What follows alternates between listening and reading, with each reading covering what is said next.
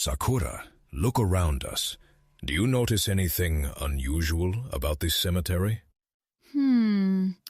Well, Professor Haru, it's very peaceful, and there are so many graves.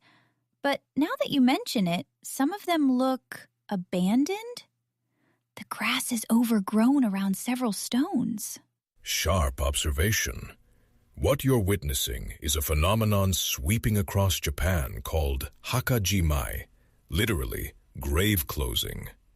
In 2023, Japan recorded 166,000 cases of grave relocations and closures. That's double what it was just 10 years ago. Double? That's a huge increase. But, Professor, why are people closing their family graves?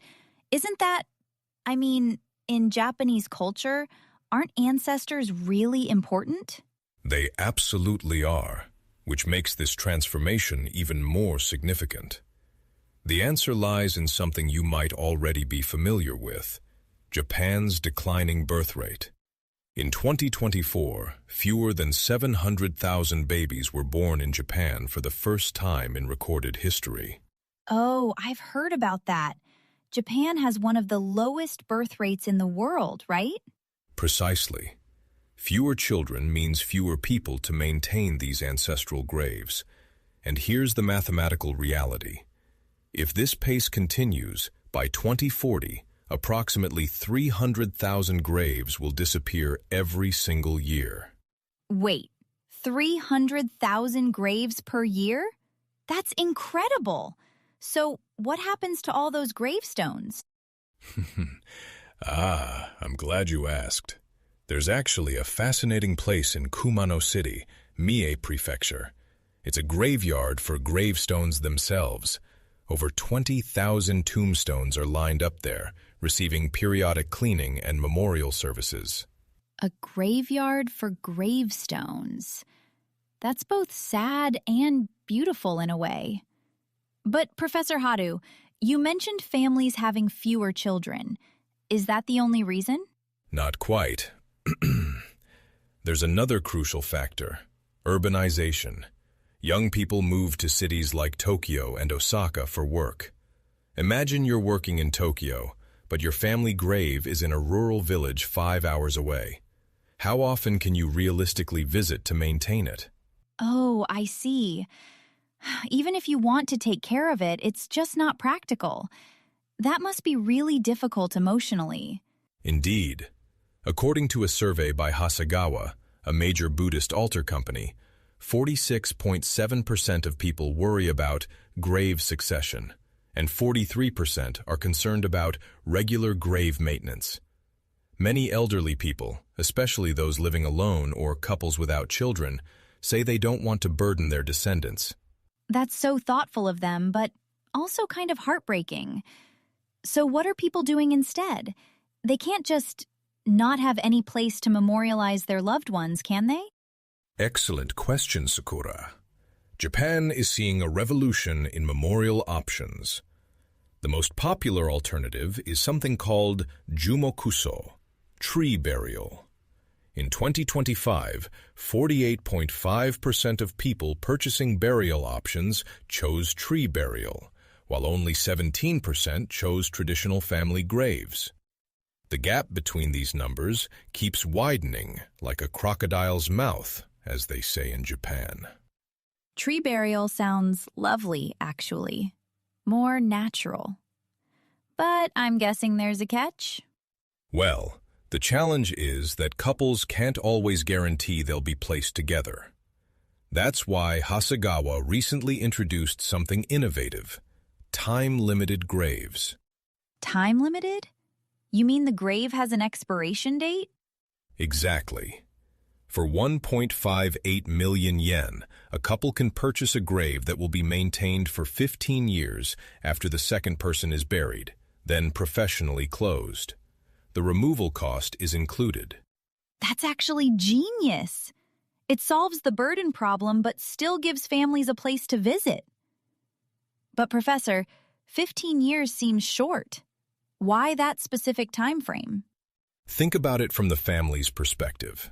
Within 15 years, children and close relatives have time to grieve and visit regularly. After that period, memories become less tied to a physical location. The store manager noted something interesting. Many customers initially consider tree burial, but when they visit the shop, they realize they want their children to have a specific place where both parents rest together. I can understand that feeling. But Professor Haru, you mentioned a revolution. What else is changing besides these practical solutions? Now we enter the realm of what's called death tech, technology meeting mortality. Have you ever imagined talking to a deceased loved one again? That sounds like science fiction. Is that really possible? A company called Newsia launched a service in December 2024 where AI recreates deceased individuals. You upload photos, videos, voice recordings, and up to 500,000 characters of text about the person, their history, hobbies, memories. The AI learns this and creates an interactive version you can talk to. Wow. I'm not sure how I feel about that. It's amazing technologically, but doesn't it seem a bit strange? Your hesitation is completely natural. The company president acknowledges this is controversial. However, similar services are already popular in China and South Korea. He believes that by 2040, when Japan's death rate peaks, society will be ready to embrace this technology. 2040. That's when you said 300,000 graves would disappear annually, right? So he's planning for that future. Precisely. There's also Metaverse Cemetery. Another company created a virtual reality cemetery where you can visit graves using your smartphone, control an avatar, and even invite up to 30 people to gather and chat while mourning together. Over 500 people have registered for this free service. A virtual cemetery. So graves are moving from physical stone to digital space. That's a profound shift. Professor, what does this mean for Japanese culture? That's the essential question, Sakura. Japan is transitioning from family-based house graves, maintained across generations, to individualized, customizable memorial options. Physical graves require descendants and eternal maintenance. These new options recognize modern reality, mobility, small families, urban lifestyles. But doesn't that make you sad? Losing that connection to tradition? Change always involves loss. Yet consider this, the core purpose remains unchanged. Whether visiting a stone grave, a tree burial site, or a virtual cemetery, people are honoring their loved ones and maintaining connection. The method changes, but the love and remembrance endure. Perhaps that's what matters most. That's a beautiful way to think about it, Professor Haru. Japan is really finding new ways to honor the past while adapting to the future. Indeed. As they say, this is the era when each person can customize how they face their most important loved ones after death. The form may change, but the heart remains constant. You've been listening to Narrative Japan. Until next time, stay curious and keep listening for the whispers beneath Japan's economy.